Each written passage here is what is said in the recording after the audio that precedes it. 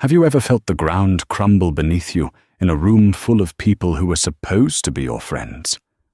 That is exactly what happened to Sarah Jenkins on the night of her 5th wedding anniversary. One moment, she was the devoted wife of Seattle's most arrogant tech mogul. The next, she was being physically shoved out the door while the city's elite laughed. But her husband, David, made one fatal calculation that night. He forgot that quiet women often hold the loudest secrets. And Sarah's secret, he was about to walk through the front door. The air inside the Fairmont estate smelled of expensive perfume, stale ambition, and the crisp ozone of a looming thunderstorm. It was the 5th wedding anniversary of David and Sarah Jenkins, a night that was supposed to be a celebration of love, but felt more like a coronation for David. David Jenkins was the CEO of Jenkins Tech, a company that had skyrocketed in value over the last 3 years. He was handsome in a way that felt manufactured, teeth too white, suit too sharp, a smile that didn't quite reach his eyes. He moved through the crowd of Seattle's elite like a shark in a koi pond, shaking hands with investors and laughing loudly at jokes that weren't funny. In his shadow stood Sarah, unlike the other women in the room, who were draped in sequins and diamonds that caught the chandelier light. Sarah wore a simple, elegant navy dress. It was vintage, understated, and to the keen observer, timeless. But in this room, timeless was just a polite word for invisible. "Adjust your posture, Sarah," a sharp voice hissed from behind her. Sarah stiffened. It was Catherine, David's mother. Catherine was a woman who wore her wealth like armor. She held a flute of champagne as if it were a weapon, her eyes scanning Sarah's outfit with undisguised disdain. "You look like a librarian who got lost on her way to a book club," Catherine sneered, taking a sip. "David is closing the biggest deal of his life tonight with the Sterling Group. The least you could do is look the part of a billionaire's wife. That dress, is that the same one you wore to the charity gala 3 years ago?"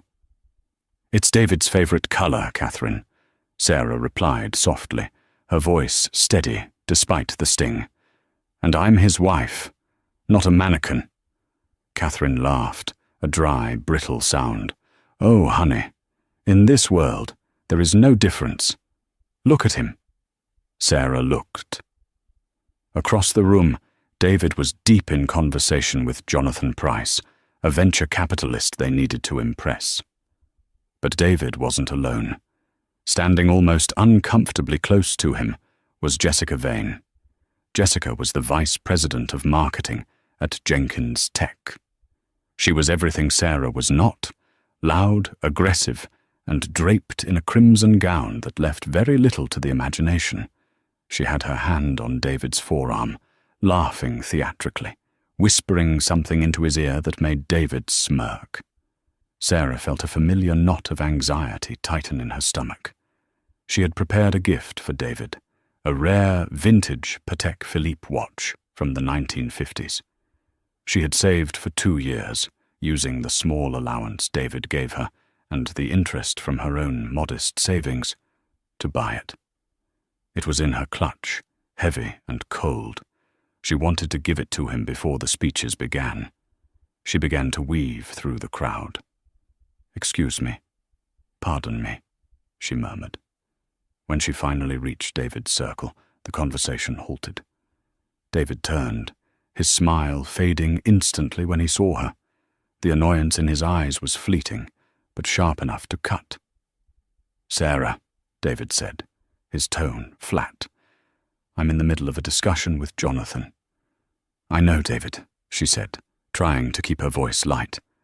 I wanted to give you this, before the speeches. Happy anniversary." She pulled the small velvet box from her clutch. Jessica Vane let out a small, condescending giggle. "Oh, how quaint. A little trinket? David, maybe we should open the real gifts later. You know, the ones that actually match the valuation of the company?" The men in the circle chuckled nervously. David didn't defend her. He didn't tell Jessica to stop. Instead, he sighed, taking the box without looking at it, and shoving it into his pocket. "Thanks, Sarah. We'll talk later. Why don't you go find my mother? She needs help with the seating arrangements." "But David," Sarah pressed, her heart sinking. "I haven't seen you all week. I thought tonight." "Tonight is about business, Sarah," David snapped, his voice rising just enough to draw the attention of the nearby guests. "God, can you just stop being so needy for 1 hour? Look around you. Everyone here is a titan of industry. You're just in the way." The silence that followed was deafening. Sarah felt the heat rise to her cheeks. She looked at Jessica, who was smirking triumphantly. "I'm your wife, David," Sarah whispered. "Then start acting like an asset, not a liability," David hissed. Sarah turned on her heel, fighting back tears. She walked toward the balcony doors, needing air. As she stepped out into the cool night, the rain had just begun to fall, a light drizzle that promised a storm. She didn't know that the storm wasn't coming from the sky. It was already pulling up to the front gate.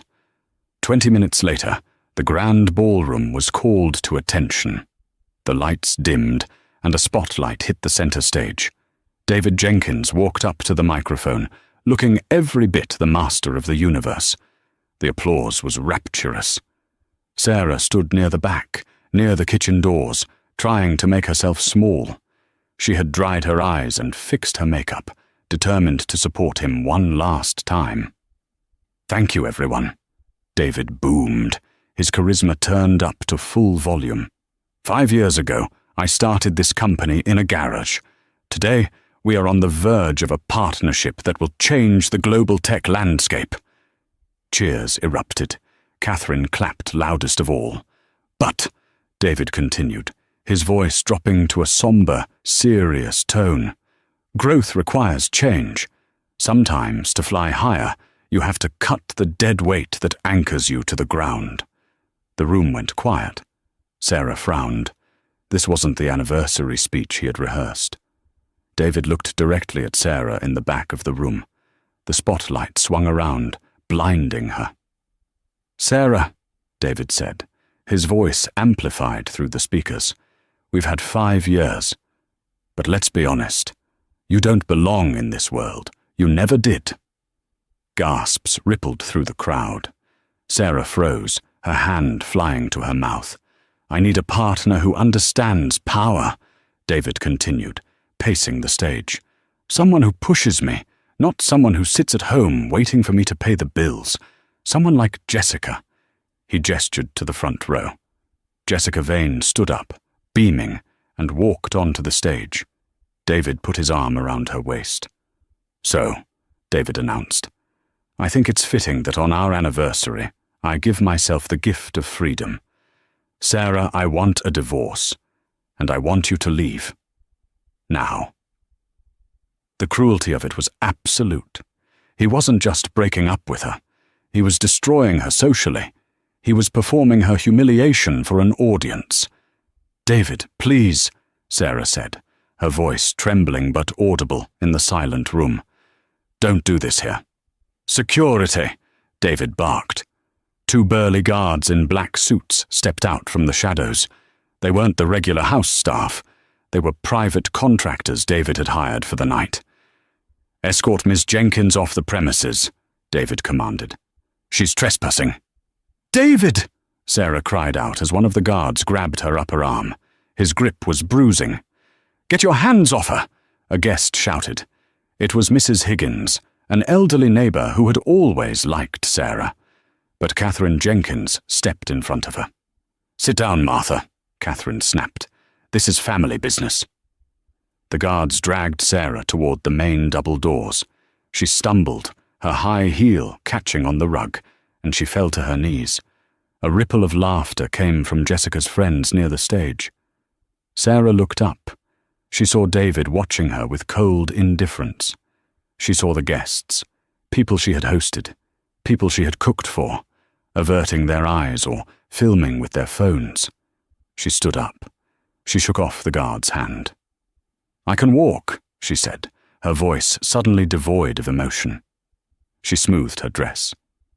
She looked at David one last time. There was no anger in her eyes anymore, just a profound, terrifying pity. "You have no idea what you've just done, David," she said quietly. "I've just upgraded," David sneered. "Get out." Sarah turned and walked through the massive oak doors. The guards followed her to ensure she left. They pushed her out onto the front steps. The rain was pouring now. It was a deluge. Sarah stood on the driveway, shivering. No coat, no car, humiliatingly cast aside. Inside, the music started up again. Celebration by Kool and the Gang. The ultimate insult. Sarah hugged her arms around herself, looking down the long, dark driveway. She reached into her clutch and pulled out a small, burner flip phone. Not the smartphone David monitored. She dialed a number she hadn't called in 7 years. It rang once. "Hello?" A deep, gravelly voice answered. "Grandfather," Sarah said, her voice breaking for the first time. "I'm ready to come home." There was a pause on the other end, a pause heavy with the weight of billions. "Where are you, Starling?" the voice asked. "The Fairmont estate. He threw me out, Grandfather, in front of everyone." The sound on the other line changed. It wasn't sadness. It was the sound of a tectonic plate shifting. "Dry your eyes, my dear," the voice said, cold as ice and hard as steel. "Look down the road." Sarah looked. Turning the corner of the winding estate driveway, cutting through the rain, were headlights. Not one pair. 2, 4, 6. A convoy of 6 blacked-out Cadillac Escalades and a central Rolls-Royce Phantom was tearing up the driveway, ignoring the speed limit, creating a wall of light. They screeched to a halt in front of Sarah, boxing her in, shielding her from the rain. The doors of the SUVs flew open. 12 men stepped out. They weren't rent-a-cops like David's security. These men wore earpieces, tactical suits under trench coats, and moved with military precision. They snapped umbrellas open, forming a dry canopy over Sarah instantly. Then, the rear door of the Rolls-Royce opened. A silver cane hit the pavement first. Then, a polished black shoe. Silas Sterling emerged. He was 80 years old, but he looked like a king who had just declared war. He was the man who owned the steel mills that built the city, the shipping lines that fed it, and the venture capital firm that David Jenkins had been desperate to woo for months. He walked up to Sarah, ignoring the rain soaking his cashmere coat. He took her face in his hands. "Did they hurt you?" he asked. "Only my pride," Sarah whispered. Silas turned his eyes towards the house. The music was still thumping. The party was still going. "Frederick," Silas said to the man beside him, his personal assistant and fixer for 40 years. "Yes, sir," Frederick replied, already holding a tablet. "Buy it," Silas said. "The company, sir. The company. The house. The land it sits on. The bank that holds his mortgage. Buy it all. Tonight." "Consider it done, sir." Silas offered Sarah his arm. "Come, Starling. We have a party to crash. I believe I have an investment to withdraw." Sarah took his arm. The tears were gone. She wasn't Sarah Jenkins anymore. She was Sarah Sterling, sole heiress to the Sterling Empire. And the wolf was at the door, the heavy oak doors of the Fairmont estate, which had just been slammed shut to seal Sarah's humiliation, now stood as the only barrier between David Jenkins's fragile ego and a force of nature he was entirely unprepared for.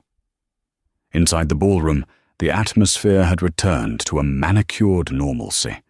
The DJ, sensing the tension, had transitioned from the celebratory celebration to a smooth, non-confrontational jazz track.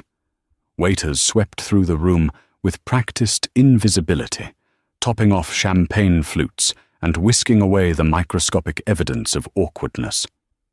David stood center stage, one hand resting possessively on the small of Jessica's back, the other gripping a microphone. He was high on adrenaline. He had done it.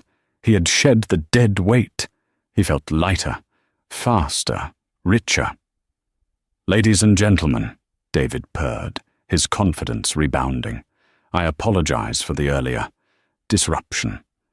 Emotional instability is a difficult thing to manage, and I have tried my best for years.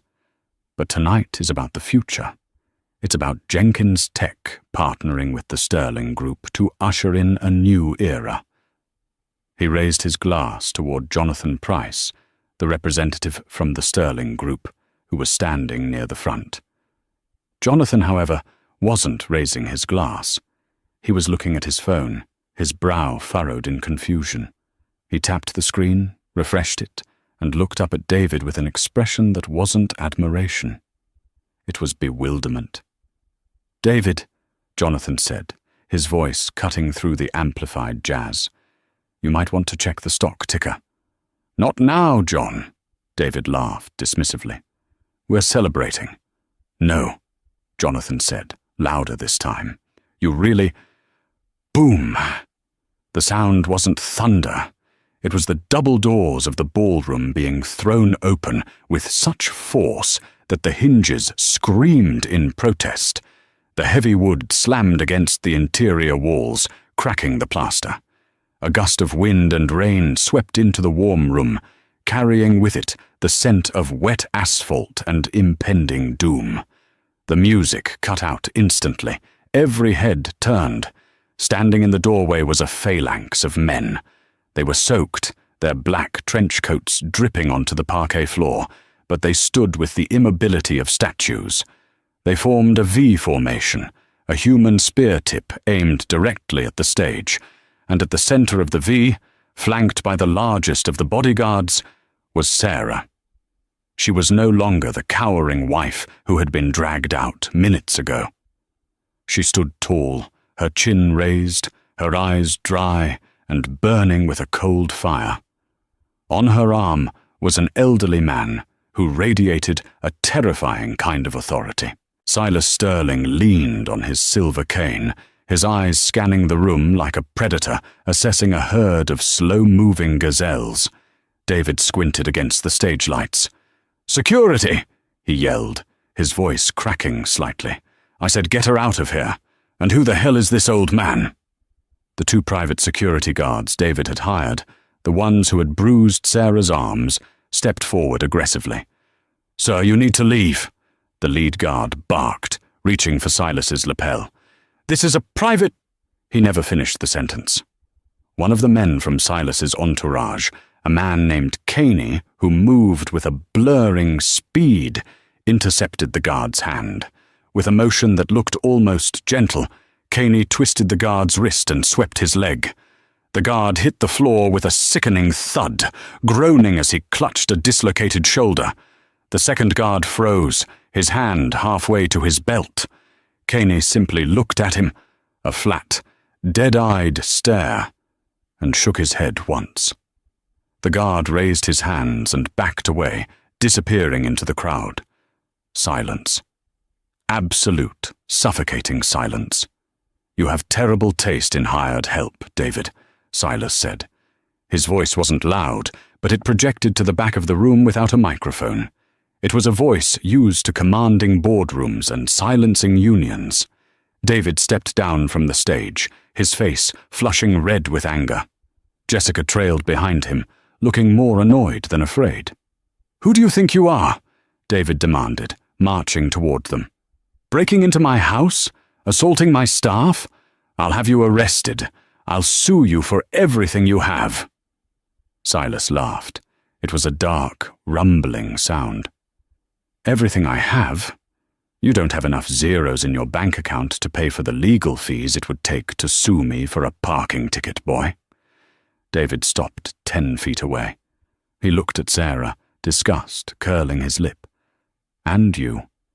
You really are pathetic, Sarah. You couldn't handle the rejection, so you went and found some Some sugar daddy to come and fight your battles? I knew you were a gold digger, but this is a new low even for you. Jessica chimed in, crossing her arms. It's actually sad. Really, Sarah. Just leave. You're embarrassing yourself. Sarah stepped forward. She didn't look at Jessica. She looked straight at David. I didn't find a sugar daddy, David, Sarah said, her voice clear and steady. I called my family. Family? David scoffed. Your parents are dead. You told me you were alone. You told me you came from nothing. I told you I wanted to build a life on my own terms, Sarah corrected. I told you I didn't want my name to define me. I wanted you to love me for me, not for what I could buy you. And thank God I found out the truth, David sneered, that you're a liar and a nobody. David! The shout came from Jonathan Price. The Sterling Group executive pushed his way through the stunned crowd, his face pale, sweat beading on his forehead. He didn't look at David. He was looking at Silas Sterling with an expression of pure terror. Jonathan rushed past David and practically threw himself in front of Silas, bowing his head in a display of deference that shocked the room. "Mr. Sterling," Jonathan stammered, his voice shaking. "Sir, I had no idea you were in Seattle. If I had known, I would have sent the company jet. I would have—" "Quiet, Price," Silas said, not even looking at him. David froze. The name hung in the air like toxic smoke. "Sterling?" David whispered. He looked at Jonathan. "John, what are you doing? Why are you apologizing to this intruder?" Jonathan turned to David, his eyes wide with panic. "David, shut up! For the love of God, shut up! Do you know who this is?" Jonathan gestured to the old man. "This is Silas Sterling, the founder and chairman of the Sterling Group, the man we are trying to sign the partnership with, the man whose capital fund just authorized the liquidity injection for your company." David's mouth opened, but no sound came out. He looked at Silas. He looked at the cane, the coat, the entourage. Then, slowly, painfully, his eyes slid to Sarah. Sarah Sterling. The realization hit him like a physical blow to the gut. The color drained from his face so fast he looked like he might faint. "And," Silas continued, his voice dropping to a dangerous growl, "I am also the grandfather of the woman you just threw into the mud." Silas took a step forward, the tip of his cane striking the marble floor with a sharp clack. "You threw my granddaughter out like garbage, Mr. Jenkins. Now, I'm going to show you what happens when you mess with the Sterling bloodline. I hope you enjoyed your party, because it was your retirement party." The ballroom was a tableau of shock. The guests, Seattle's supposed elite, were frozen. They were witnessing a social nuclear detonation. Phones were raised, recording every second. The live stream count was likely climbing into the millions. David Jenkins, the man who had been a king 5 minutes ago, was now trembling. He tried to salvage the situation. His narcissism wouldn't let him accept defeat so easily. "Mr. Sterling," David stammered, putting on his best salesman smile, though it looked gruesome on his pale face.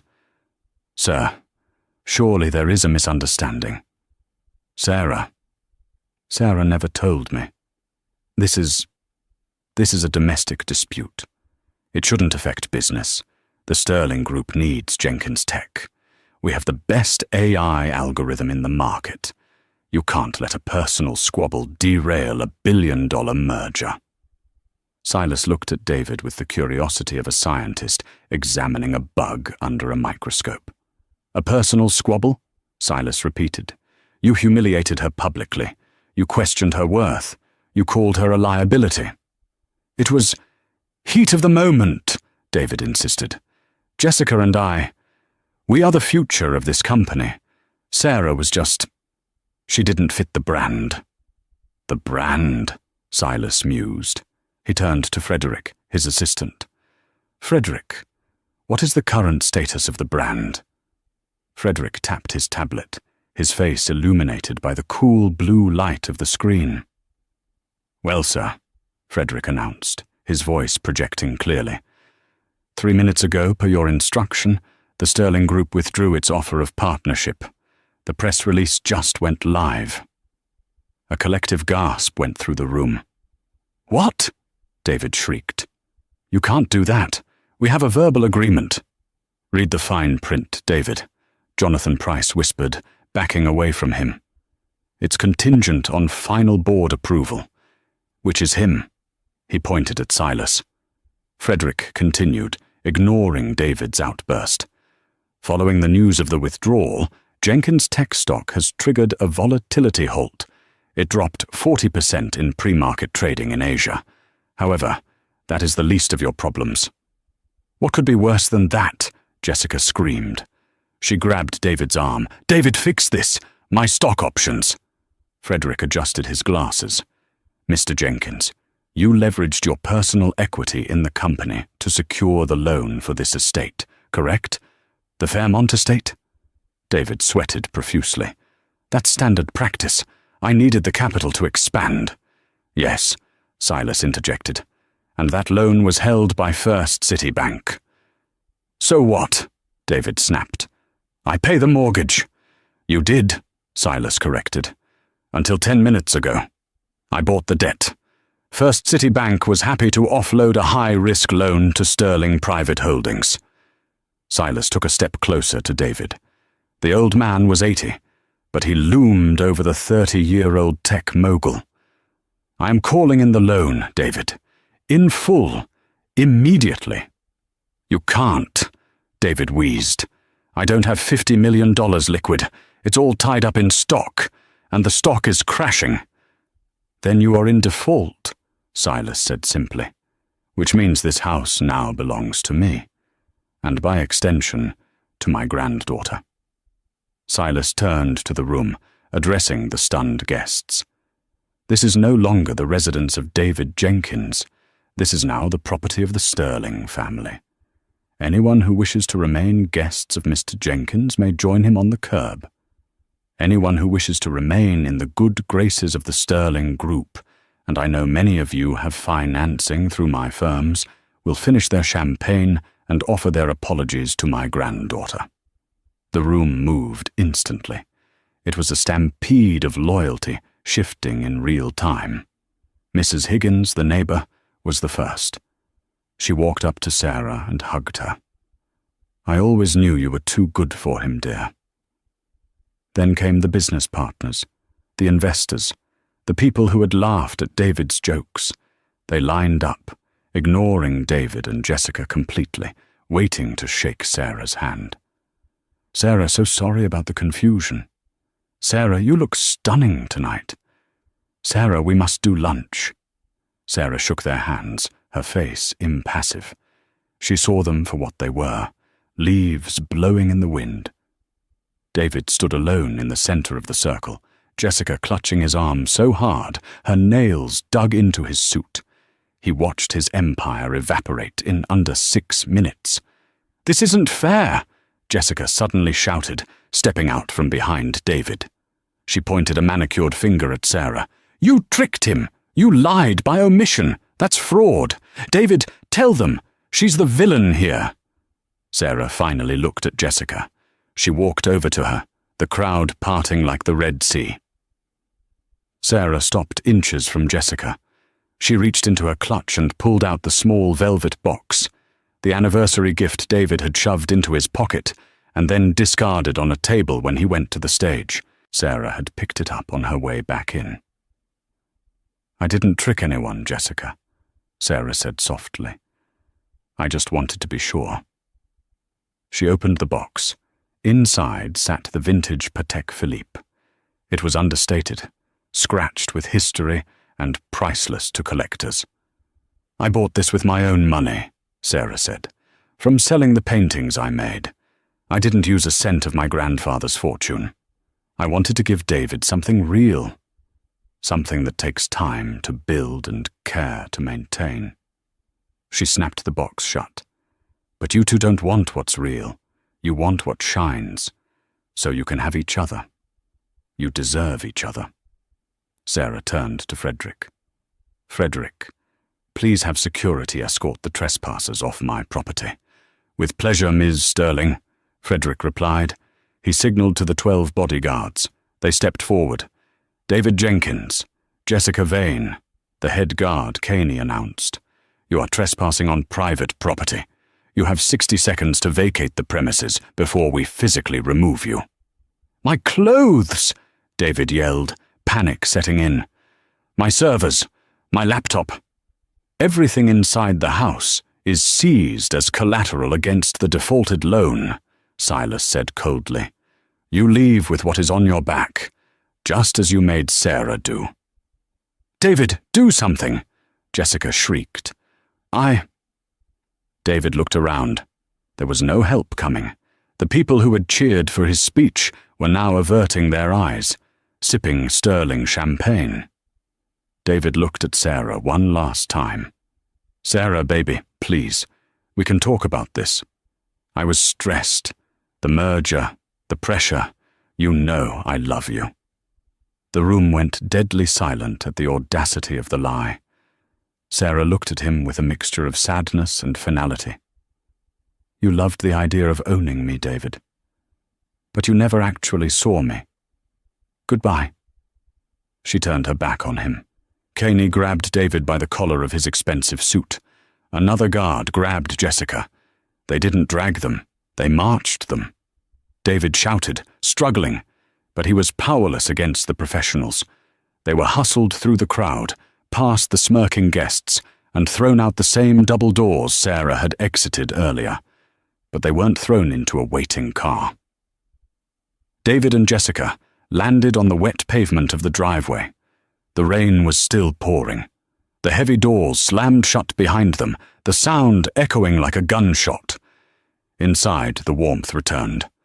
Silas put his arm around Sarah. You did well, Starling. I don't feel good, grandfather, Sarah admitted, her shoulders sagging slightly. I feel empty.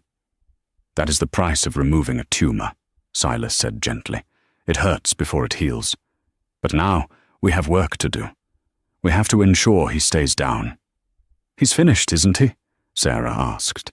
Silas smiled, a wolfish grin. Oh no, my dear. He's just broke. Breaking him? That's what we do tomorrow. The sun rose over Seattle, but it brought no warmth to room 114 of the Blue Horizon Motel, a dilapidated roadside establishment off the I-5 highway. The neon sign outside flickered with a persistent, maddening buzz that had kept David Jenkins awake for the few hours he had attempted to sleep. David sat on the edge of the sagging mattress, staring at the stained beige carpet. He was still wearing his tuxedo from the night before, though now it was wrinkled, damp, and missing a button. His dress shoes were caked with mud from the long walk down the Fairmont Estates driveway before an Uber finally accepted his ride request, paid for with the last $50 on a hidden emergency credit card he kept in his phone case. Beside him, Jessica Vane was pacing the small room, the crimson gown that had looked so glamorous under the chandeliers now looking garish and absurd in the harsh daylight. She was frantically tapping on her phone. This is a disaster, David. An absolute disaster, Jessica hissed, stopping to glare at him. Do you know what's trending on Twitter? Do you want to hear the hashtags? David rubbed his temples, a pounding headache splitting his skull. Stop it, Jessica. I'm thinking. You're not thinking. You're sitting there like a stunned mullet, she screamed. Listen to this. David Jenkins. Isover has 40,000 tweets. Nana's Team Sarah has 200,000. There's a video of you being dragged out by the neck. It has 4 million views in 6 hours. She shoved the phone in his face. David recoiled. On the screen, a shaky cell phone video showed him screaming about his laptop, while Caney, the stone-faced bodyguard, marched him into the rain. The comments were brutal. User 123. Imagine fumbling a billionaire heiress for a marketing rep. L of the century. Tech guru. Jenkins' tech stock is going to zero. Puts on JNK. Sarah's fan. The way she walked away, though. Queen behavior. David slapped the phone away. It doesn't matter. The internet has a short memory. By next week, they'll be outraged about something else. We just need to stabilize the company. I still own the majority of the voting shares. I'm the CEO. Silas Sterling can take the house. He can take the car, but he can't take my brain. Jenkins Tech is me. Jessica let out a cold, incredulous laugh. She walked over to the small mirror above the dresser and began aggressively wiping off her smeared mascara. "You really don't get it, do you?" she said, looking at his reflection. "You think I stuck around because I liked your brain? I stuck around because you were a winner. You were the golden boy." David stood up, his face darkening. "And I still am. We're going to the office. I'll call an emergency board meeting. I'll explain that this is a hostile takeover attempt by the Sterling Group. The board will side with me. They know I'm the visionary." "The board?" Jessica turned around, her eyes narrowing. "David, who do you think sits on the board? Investors, people who care about money. You just cost them millions in a single night. You're radioactive." "I made them rich," David shouted. "And you, I made you VP. We are a team, Jessica. We're the power couple, remember?" Jessica looked at him for a long moment. Then she reached for her purse. She pulled out a pack of cigarettes, something David hated, and lit one. "We were a power couple when you had power," she said, blowing smoke toward the ceiling. "Now, you're a guy in a dirty tuxedo in a $40 motel room, and I have a career to salvage." She walked to the door and opened it. The noise of the highway flooded the room. "Where are you going?" David asked, panic suddenly seizing his chest. "I'm going to call a lawyer," Jessica said calmly. "To sue you for sexual harassment." David's jaw dropped. "What?" "Jessica, we've been sleeping together for 6 months. You pushed for this. And I can prove that as my boss you coerced me." She lied smoothly, her face a mask of calculation. "If I spin the narrative that I was a victim of your manipulation just like Sarah, maybe, just maybe, Silas Sterling won't destroy me too. I need to distance myself from the sinking ship, David. And you are the Titanic." "You can't do this," David whispered, the betrayal cutting deeper than the cold rain. "I left my wife for you." Jessica smiled, but it didn't reach her eyes. "That was your first mistake. Never leave the money, David. Everyone knows that." She stepped out, the door clicking shut behind her. David stood alone in the silence. He looked at the empty room. He felt a scream building in his throat, but he swallowed it down. He wasn't done. He refused to be done. "I built it," he muttered to the empty room, his eyes manic. "I built it all, and I'm going to take it back." He went into the bathroom, splashed cold water on his face, and tried to smooth his hair. He looked at himself in the mirror. He looked haggard, desperate. He adjusted his tie. It was crooked, but it would have to do. "Showtime," he whispered. He grabbed his phone and walked out of the motel. He didn't have a car, so he began to walk. It was 3 miles to the headquarters of Jenkins Tech. He would walk every step, and with every step, his hatred for Sarah grew. She had humiliated him. She had turned his life upside down. He would make her pay. He would burn the company to the ground before he let her have it. The headquarters of Jenkins Tech was a marvel of modern architecture, a sleek, twisting tower of glass and steel in downtown Seattle. It was designed to look like a shard of crystal piercing the sky. David had commissioned it himself, calling it the Spire of Innovation. Today, As David approached the building after an hour of walking, sweating in the morning humidity, it looked less like a monument and more like a fortress he was trying to siege. There were news vans parked out front. CNN, Fox, CNBC. Reporters were milling about the plaza, microphones in hand. David pulled his jacket collar up and tried to slip in through the side entrance, the one reserved for executives. He tapped his keycard against the reader. Beep, beep, beep. Red light. Access denied. David frowned. He tapped it again, harder. Beep, beep, beep. Access denied. Is there a problem, Mr. Jenkins? David spun around. Standing there was Marcus, the head of building security. Marcus was a former Marine who David had personally hired. They usually exchanged fist bumps. Today, Marcus stood with his arms crossed, his face unreadable behind dark sunglasses. My card isn't working, Marcus, David said, trying to project authority. Let me in. I have a board meeting to convene. I can't do that, sir, Marcus said. I have strict orders. Orders from whom? David snapped. I am the CEO. I give the orders. Orders from the new acting chairperson, Marcus replied. Acting chairperson? David laughed, a high-pitched, hysterical sound. We don't have a chairperson. The seat is empty. Not anymore. They're waiting for you in the boardroom, sir.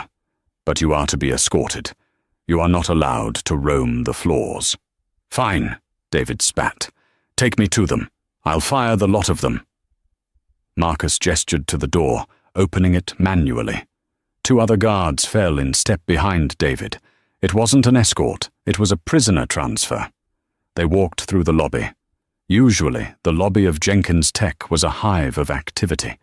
Coders drinking coffee, marketing teams brainstorming. Today, it was silent. As David walked past, people stopped. They stared. There were no smiles, no "Good morning, boss," just judgment. He saw a few employees quickly close browser windows that likely contained the video of his humiliation. They reached the elevator. Marcus pressed the button for the top floor. The ride up was silent, the pressure building in David's ears. The elevator doors opened directly into the boardroom. It was a massive room, with floor-to-ceiling windows overlooking the Puget Sound. A long mahogany table dominated the space. David stormed out of the elevator, ready to scream. Who do you think you... He stopped. Sitting at the head of the table wasn't Silas Sterling. It wasn't one of the venture capitalists. It was Sarah. She was wearing a white power suit, sharp and tailored, a stark contrast to the vintage dress she had worn the night before. Her hair was pulled back in a severe, elegant bun. She looked every inch the corporate titan. To her right sat Silas Sterling, looking bored, flipping through a file. To her left sat Jonathan Price and the other 4 members of the board. They were all looking at Sarah. "You're late, David," Sarah said. Her voice was calm, devoid of the trembling softness he was used to. It was the voice of a woman who held all the cards. "Get out of my chair," David snarled, marching toward her. "Sit down, David," Silas said, without looking up, "or Caney will sit you down." David looked to the corner. Caney was there, leaning against the wall, cleaning his fingernails with a small knife. David swallowed and took the empty seat at the far end of the table, the seat usually reserved for junior executives. "This is illegal," David said, gripping the armrests. "You can't just take over. I own 51% of the voting stock." "Owned," Jonathan Price corrected him. Past tense. "What are you talking about?" Sarah slid a folder across the long table. It stopped perfectly in front of David. "Open it," she said. David opened the folder. It was a legal document, a change of control provision. "Section 4, Clause B of your incorporation charter," Sarah recited from memory. "In the event that the CEO creates material reputational damage, that results in a stock devaluation of more than 30% in a 24-hour period, the board has the right to trigger a margin call on executive shares if those shares were used as collateral for personal loans. David froze. He knew the clause. He had written it to protect himself from other executives messing up. He never thought it would be used against him. You leveraged your stock to buy the Fairmont estate, David, Sarah continued. And the yacht, and the sports cars. When grandfather called in the loan on the house, it triggered a chain reaction. The banks got scared. They called in everything. To cover your debts, your shares were automatically liquidated at 9 a.m. this morning. And guess who bought them? Silas chuckled. At a lovely discount, I might add. David felt the room spinning. So, I have nothing? You have about $12,000 in a checking account, I believe, Sarah said coldly. But as for the company, no. You own nothing. But I'm still the founder, David pleaded, his voice breaking. I wrote the code, the core algorithm, the nexus. That's mine. You can't run this company without me. I'm the only one who understands how it works. This was his ace in the hole. The code was complex. It was his genius. Sarah looked at him, and for the first time, a small, sad smile touched her lips. Do you really believe that, David? Of course I do. I spent nights coding that while you were painting your stupid pictures. Sarah stood up. She walked slowly down the length of the table. Do you remember 4 years ago? The blackout crisis? When the code crashed and the entire system was offline for 3 days? You were panicking. You were throwing things. You couldn't find the syntax error. David blinked. He remembered. It was the most stressful week of his life. Then, miraculously, he had woken up one morning, and the code was fixed. He had assumed he fixed it in a sleep-deprived fugue state. He had taken credit for it. I fixed it, Sarah said softly. David stared at her. You? You don't know Python. You don't know C++. I have a master's in computer science from MIT, David, Sarah revealed. I got it before I met you. I never told you because you never asked. You were so busy talking about yourself.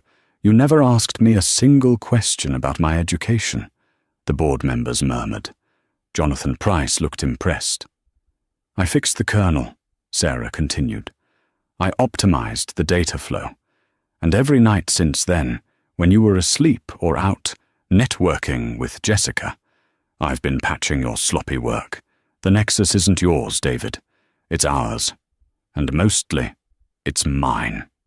David slumped back in his chair. He was stripped bare. His money, his house, his lover, and now his intellect. All of it was a lie he had told himself. So what happens now?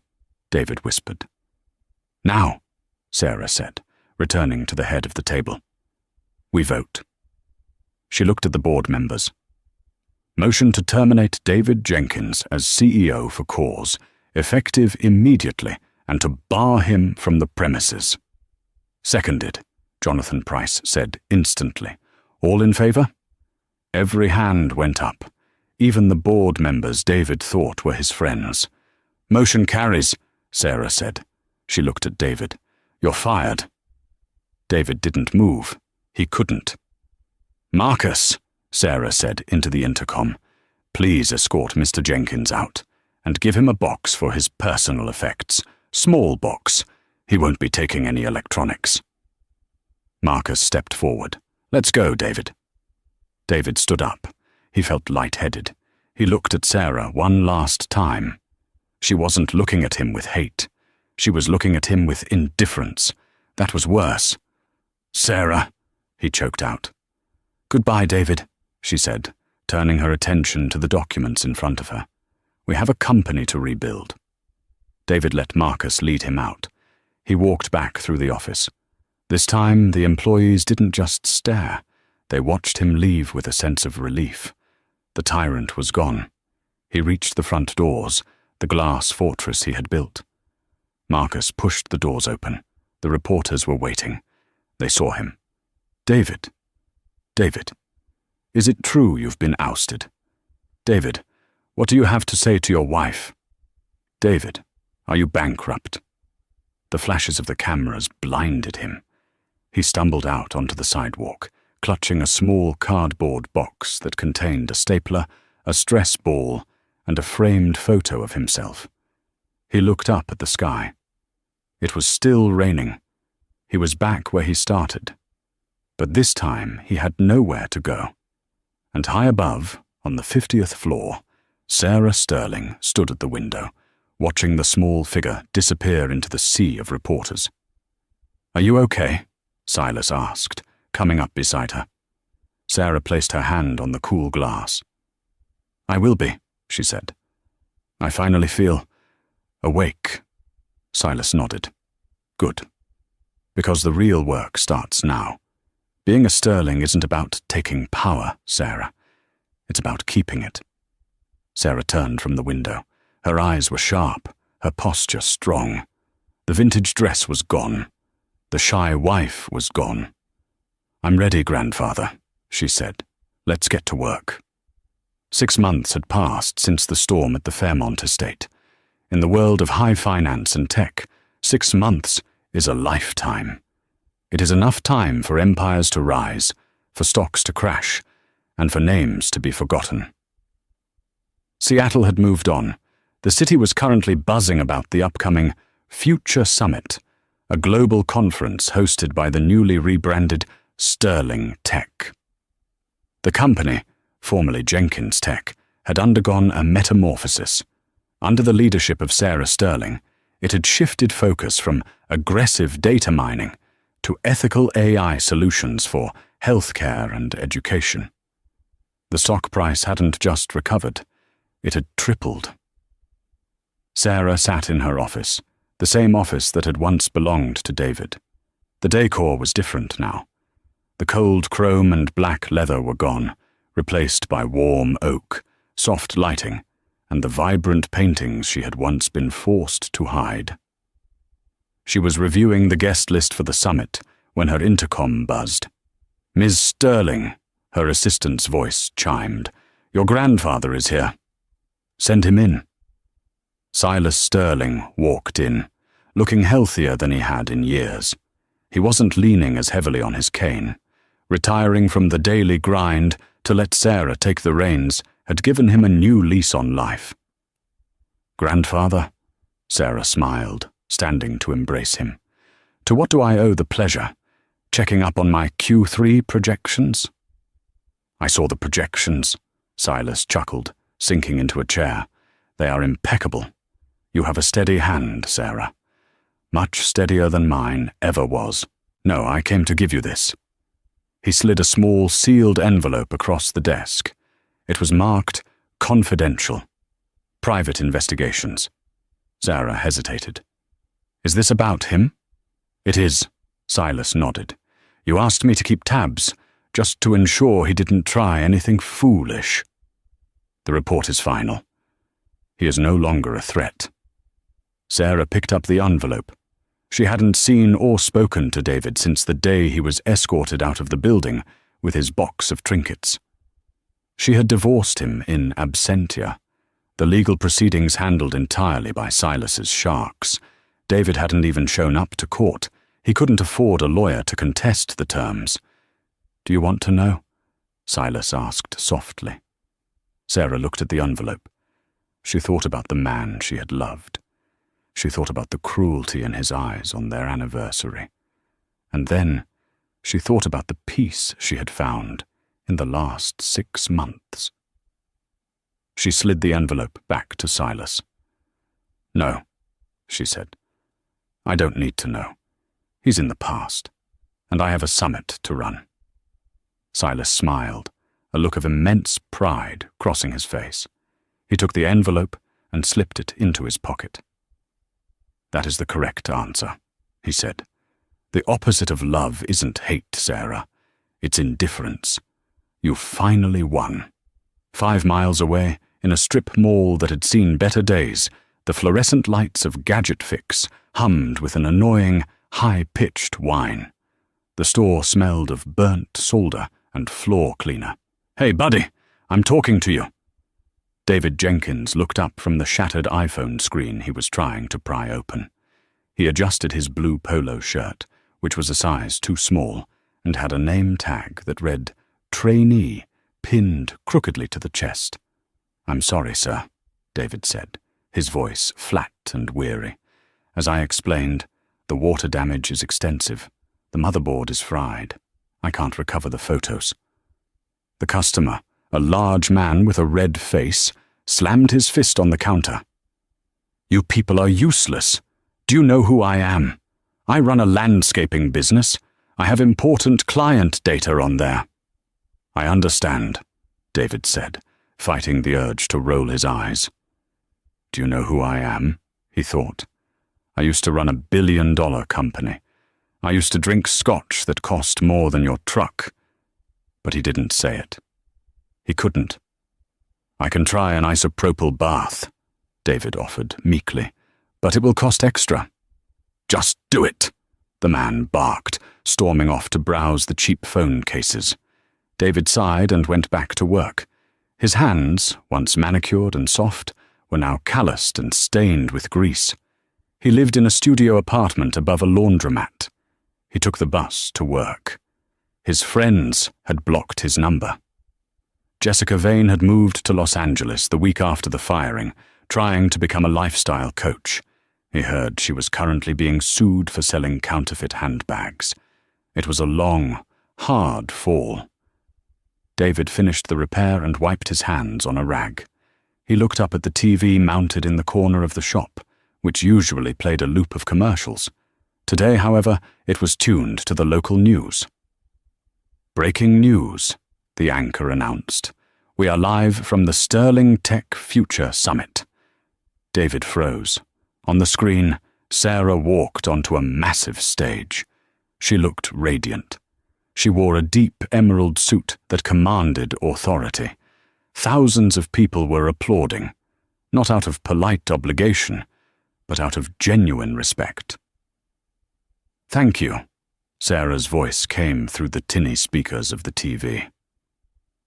Technology is often seen as a cold tool, but at Sterling Tech, we believe it should have a heartbeat. We believe in building systems that support people, not replace them. The camera panned to the front row.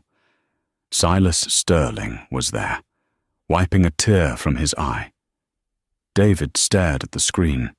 He saw the way she held the microphone. He saw the confidence in her posture. He realized, with a sickening jolt, that she had always had that strength. He had just spent 5 years trying to bury it because it intimidated him. He had thrown away a diamond because he wanted to hold a piece of broken glass. "Hey, trainee!" his manager shouted from the back office. "Stop watching TV and clean the counters. We have a rush coming in." David looked at Sarah one last time on the screen. She was smiling, a real, genuine smile he hadn't seen in years.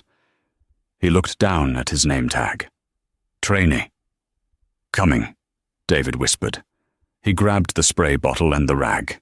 He sprayed the counter and began to wipe, erasing the smudges, erasing the dirt, erasing himself. Outside, the rain began to fall on Seattle, washing the streets clean, ready for a new day. This story isn't just a drama about billionaires and revenge. It's a mirror held up to the way we value the people in our lives. David made the fatal mistake of confusing value with volume. He thought that because Sarah was quiet, she was weak. He thought that because Jessica was loud, she was strong. He chased the shiny, superficial validation of status and discarded the genuine, foundational support of love. In the end, Sarah didn't destroy David. She simply removed her support, and he collapsed under the weight of his own ego. It serves as a powerful reminder. Be careful who you step on while climbing to the ladder, because they might be the only ones holding it up. Real power doesn't need to scream to be heard. Sometimes it just needs to make a phone call. And that is the story of how Sarah Sterling turned her greatest humiliation into her greatest victory. Now, I have a question for you guys. If you were Sarah and David came back 6 months later, begging for forgiveness, claiming he had changed, would you have given him a second chance? Or did he get exactly what he deserved? Let me know your thoughts in the comments down below. I read every single one. If you enjoyed this story of justice served cold, please hit that like button. It really helps the channel grow. And if you haven't already, make sure to subscribe and ring the notification bell so you never miss a new story. We upload brand new dramas every week. Thanks for watching, and remember, never mistake silence for weakness. See you in the next video.